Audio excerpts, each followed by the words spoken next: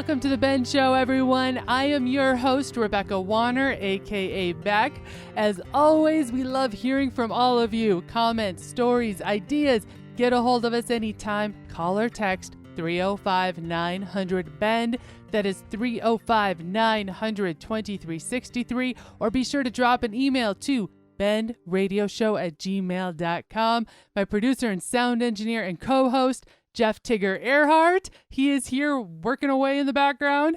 By the way, before we get too far into the show, Tigger and I want to say a big congratulations to our Sky Spy, Dustin Hessman, and his wife, Kelsey, on welcoming their new baby boy. Dustin, he's got more hair than you, brother. I hate to bring up the obvious.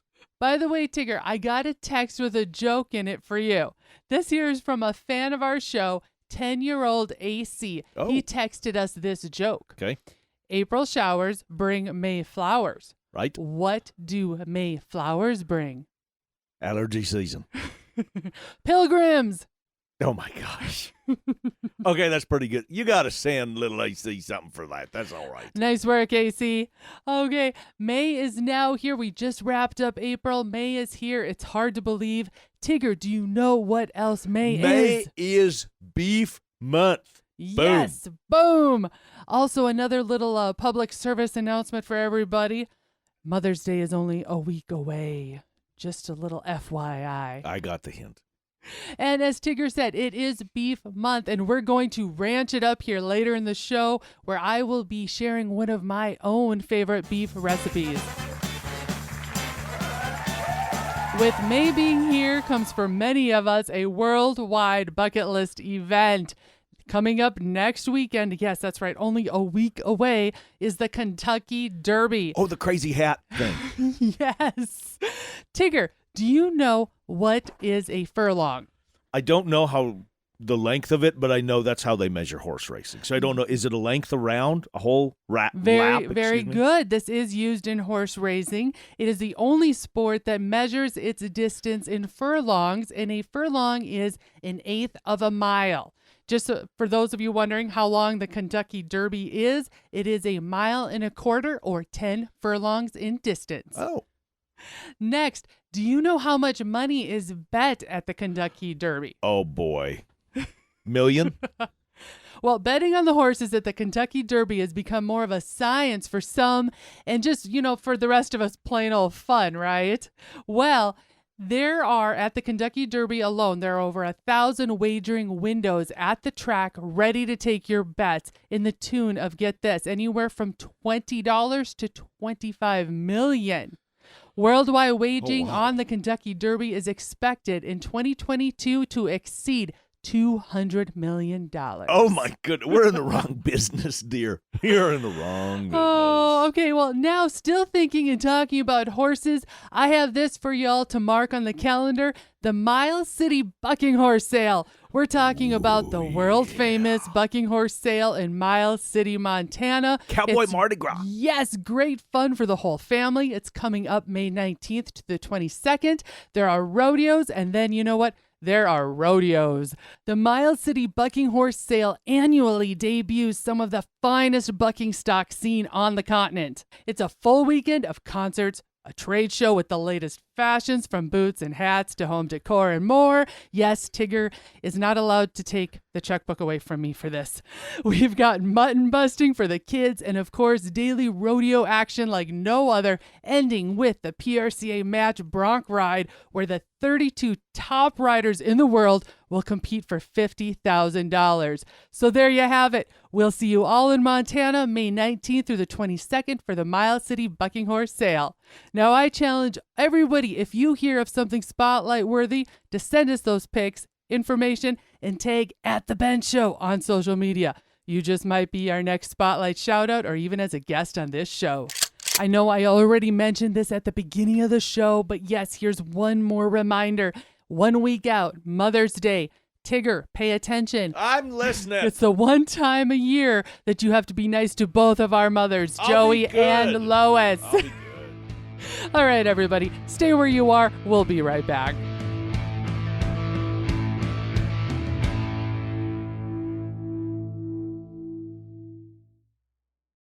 Last year, we got to meet Rob, Todd, and Jason, the crew from Wabalo Creek Outfitters, and hear about their hunts. What can we expect on a hunt with Wabalo Creek Outfitters? We're a family-style hunt, and most of our hunters have come back 5, 6 since we've opened, have hunted with us every year. Book your hunt today. Head to WabalowCreekOutfitters.com. That is WeaubleAU, Wabalo, located in southwest Missouri, for your next turkey or whitetail hunt. Be sure to tell them Beck from the Bend sent you. Little Rack Taxidermy. Be it a youth's first hunt or a trophy of a lifetime, let it be something you always remember. Reach out to Little Rack Taxidermy on Facebook and have Heather bring back that natural look. That's Little Rack Taxidermy. Want to add just a little bit of spice to your event, your customer appreciation supper, your banquet, your meeting? Oh, yeah. Well, bring in us, Beck and I, as your keynote speakers, hosts, MCs, a host couple. We'll make them laugh, even cry tears of joy. Call us today. Passionate about hunting, conservation, learning, and encouraging others? Watch Buckstorm on YouTube. Weekly videos about what it's really like hunting the Black Hills. Regardless the trophy or left empty-handed, Buckstorm on YouTube shares the real stories. Subscribe today, Buckstorm. Public service announcement. Drought is affecting many states this year. Due to the low water levels, many of our favorite lakes and rivers may have limited boating access. Plan ahead. Check with local authorities for boat ramp closures or changes. Be prepared and plan ahead.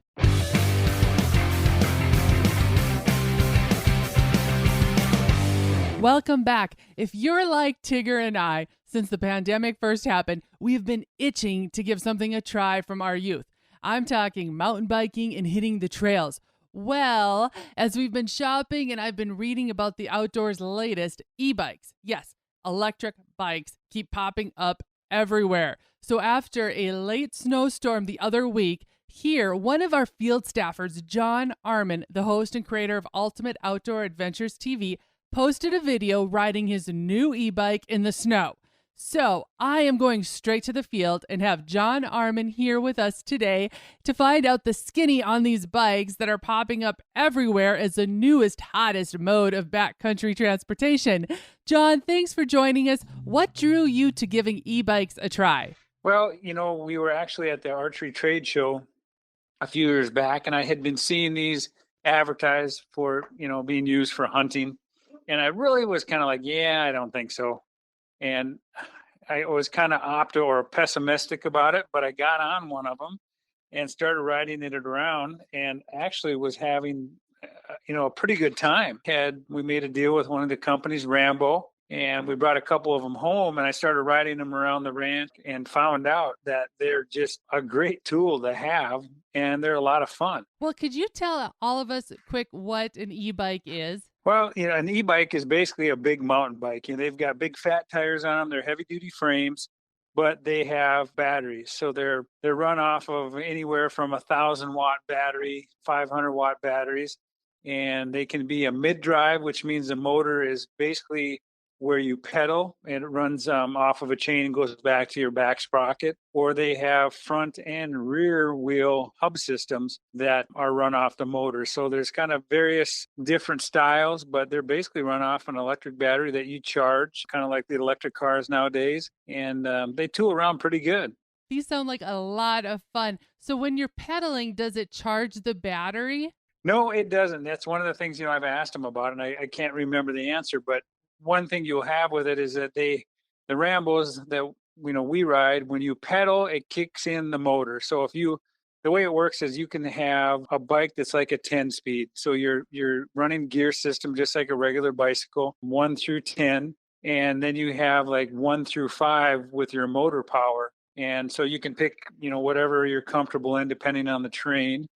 And you can activate these by a throttle, where you could just use your thumb and throttle and not pedal at all. Or when you pedal, it actually kicks in the electric motor and gives you an assistance. So if you want to save on your battery life as you're pedaling, it works better than just running full throttle, because if you're pedaling, you're kind of helping the bike along. Oh, it's been years since I've ridden a bicycle, and I know Tigger has been all over me that we pick up mountain bikes or look at the e-bike option, something like that. How about for you? I know you're very athletic and you stay very much in shape and stuff like that, but Were you familiar with biking? Were you already into cycling and stuff like that? Or was this kind of something new for you to pick up as well? I had not been on a bicycle, I bet, in 20 years. Maybe wobbled around on one a little bit, but I never really did enjoy riding bike. Much more comfortable on a horse, it seemed like. And but once you get on these bikes, what I found out is that it kind of brings the kid back out in you. And if you watch some of my other videos, I even got a little air time. And I say old man coming in hot, and I can slide across the grass or the gravel road. So it kind of brings back my memories of being Evel Knievel as a little kid on my bike. And I tell people, I said, it's one of those deals that, the older we get, we want to stay more active. And you're kidding yourself if you think if you get on an electric bike and you're not going to pedal, because it is a lot of work. I mean, they make it way easier, but you can put as much exercise into it as you like. So if you want to, kind of stay in shape, you can pedal and, keep up with the bike. You can run it without the motor. So all the way around the deal, you're having a great time, and it kind of brings out the kid in you again. Okay, now you have me excited. Now I'm kind of thinking this is the route that Tigger and I need to go. Have you used your bike to go out hunting or anything like that? And if so, how was it carrying a bow and arrow or taking along a rifle, anything like that? Well, we have, and what we have utilized it for a lot is kind of sneaking in and out of places.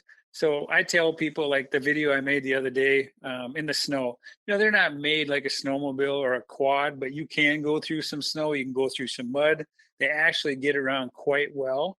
But, if you're in the mountains and you're going to drag elk out of there, that's not going to happen. So you kind of pick and choose what you're doing, but they get you places a lot quicker. So if you got a trailhead you want to get to on say you're bear hunting, and there's a logging road and you got 8 miles to get back into where you want to start hunting, well, you think about hopping on an electric bike, you can pull a trailer. They make little carts that go behind them so you can carry your blind, your tent, whatever you want to carry in, and it's a lot less stressful on your body because you're riding a bike in. So you can get to these trailheads, and it makes it easier. What we've done a lot here is I use them for checking trail cameras. I like to tool around on them just because it's, instead of sitting in a quad driving around being lazy, you're pedaling and enjoying nature a little bit more. That is terrific. I know I have heard some people make comments about them being a lot quieter to be able to get into camp or set up new camp, things like that. Like you said, even to go bear hunting, get into the backcountry a lot quieter. Curious, John, and for those that are listening, and as he's referring to different videos, he's put out some great videos that you can go to his Facebook page and look up Team UOA, and they've got some great videos that John's put together.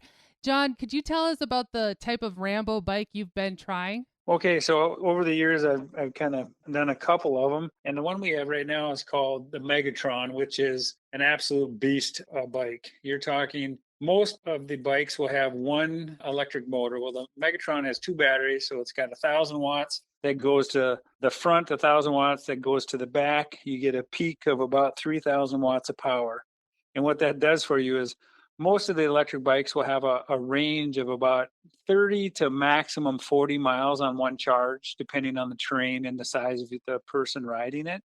But with that Megatron, now you can get up to 80 miles on it. So if you're going backcountry, or don't want to have to worry about charging in certain areas, you're going to get a lot more miles on that one charge on both those batteries. So it's a beast of a machine. And the other thing that's nice about it is when you look at electric bikes, there's a couple things to look at. Is that some of them have derailleurs, which is like on a 10-speed where there's a little gear that hangs down that kind of shifts gears for you. It's a little piece that hangs down.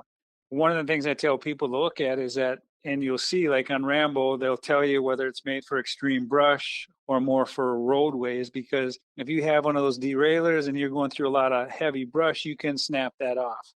And the great thing about that Megatron is it doesn't have a derailleur. It's one gear, but there's so much power in it that you can pretty much go wherever you want. And if you break your chain, you can still go. You're not going to pedal, but your motor, by using your throttle, will still work. Where if you run some of these that have a derailleur and you break the chain, you are out of luck. That's why you carry a spare chain, just in case something like that happens. Great advice and great tips, I got to say. Food for thought. There we go. They're not for everybody, but I'm going to tell you, if you try them, you're going to have a blast on them. You got to check your rules and regulations because they are considered a motorized vehicle in some areas. So some areas you can use them, some you can't. On private land, you have no worries about it. But there are, like I said, different states, different regulations. So you have to make sure you follow those. And the only thing I would tell you is that depending on your age, and it really doesn't make a difference. We ran into a lady at a lake one time. She was 75, and she said she couldn't ride her bike out to her mailbox anymore, and she used to enjoy doing that. So I put her on one of the bikes, and she tooled out there and got her mail and ended up buying a bike because it was, again, bringing kind of that kid back to her and getting her out there doing a little exercise. So if you haven't thought about e-bikes, they're kind of a cool thing, whether you're hunting or just having fun. Thanks, John. Well, there you have it, everyone. E-bikes. And they even sound like they might be a great Mother's Day gift, too. Hint, hint, just helping everyone out. Folks, if you're not already, be sure to watch Ultimate Outdoor Adventures TV on YouTube, Amazon Prime, or check your local listings and give John Armin and Team UOA a follow on Facebook and Instagram. You'll be able to see their latest right from the field. Stay where you are. We make our final bend right after this.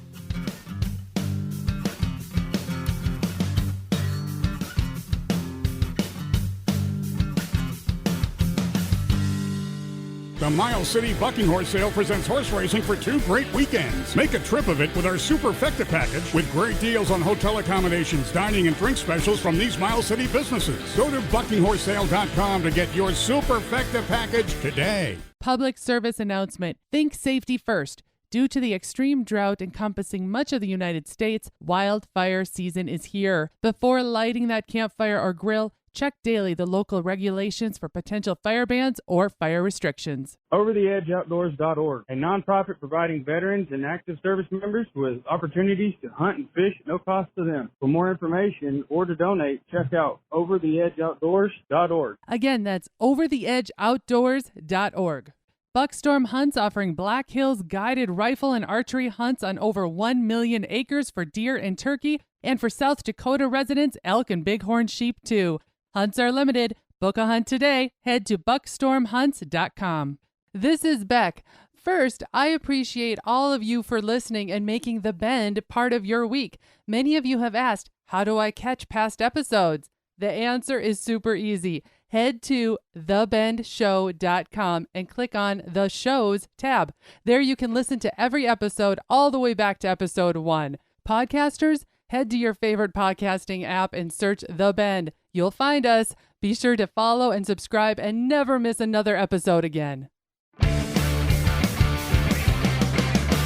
Welcome back. Our Bend field staffers have been busy. First off, let's head to Illinois. Heather Crowey from Little Rack Taxidermy has this. Last time I talked to Beck was getting ready for our state show with the taxidermy competition. I did my first ever carving and placed first with it. Also, with that carving of a baby goat, had best in category. So looking forward to competing with it later on this summer at the national show to be held in Ohio. Coming up in the world of taxidermy is actually the World Show. It's going to be May 7th at the Expo Center in Springfield, Missouri. All sorts of artists from the United States, even others from other countries. Lots and lots of different types of mounts there, much more different than what we would see here in the Midwest. Turkey season here in Illinois. Birds have been tough. Weather's not been very cooperative. Some have been successful in taking gobblers. Good luck to everyone who still has tags out there. Beck, Tigger, hope the weather's treating you guys well. Beck, got you in our thoughts and prayers as well with your health and everything. So that's just a quick wrap up of what's going on here at Little Rack Taxidermy. Y'all have a good day. Bye-bye. Thanks, Heather. Congrats on the first place finishes and best of luck at the upcoming taxidermy competitions. We hope, too, that you have some better weather and can spend plenty of time in the blind.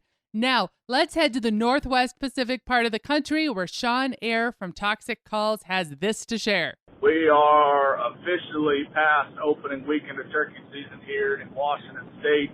The weather's starting to change. Our opening weekend, we had cold temps and some snow on the ground, which definitely taught me some stuff about turkeys. we were able to check one off the list, and we're on the board. Looking forward to the rest of the season. We've had quite a bit of rain in the mountains and some extra snow, so the rivers are starting to look like chocolate milk. So you probably won't see me fishing anytime soon. I'll continue to chase some turkeys and get some stuff done around on the farm. But wanted to touch base and check in. We are, like I said, we're looking forward to the weekend, and we'll get back into the woods and chase those turkeys with these temperatures warming up a little bit. Maybe they'll kind of go back to their normal patterns. But regardless, it was fun hunting them in the snow, and we look forward to the next opportunity in the outdoors. Appreciate you guys. Have a great Saturday, and we will talk to you later. Bye. Appreciate the report, Sean. And boy, we are all hoping the weather and Mother Nature starts cooperating so we can all get outdoors.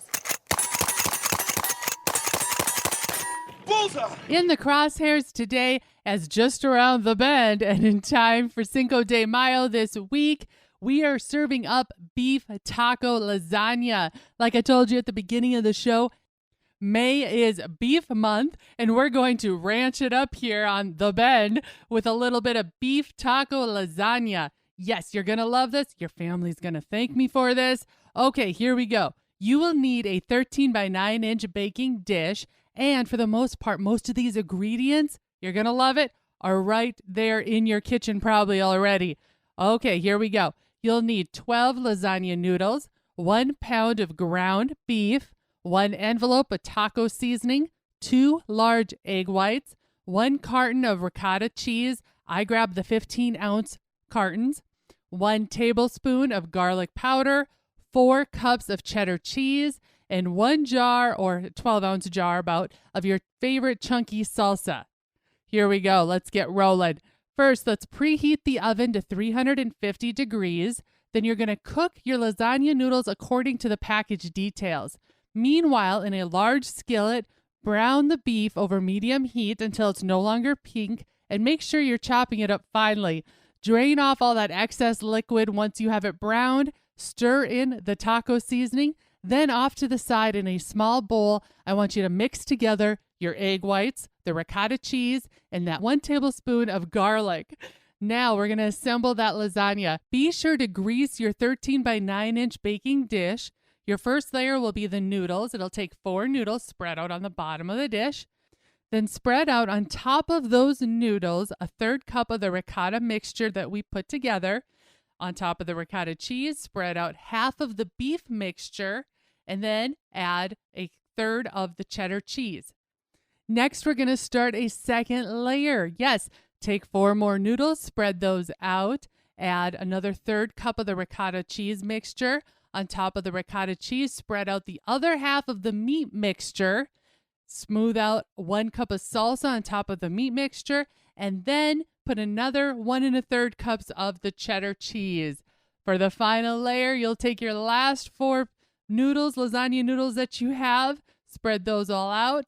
Spread on top of those noodles the remaining ricotta mixture, your salsa that you have left, and then whatever cheddar cheese you have remaining. Now, you can spice it up a little bit more too if you'd like, and this is what I like to do. I like to add 1 more little layer of crushed up tortilla chips, maybe some sliced black olives. If you like a little more heat, you can put some diced or sliced jalapenos or even some green onions. Now you're ready to bake it. Put it in the oven, and you're going to bake it uncovered for 35 to 40 minutes or until it's heated all the way through. Be sure to let it stand then for 10 minutes before cutting after you pull it out, and voila, you have beef taco lasagna.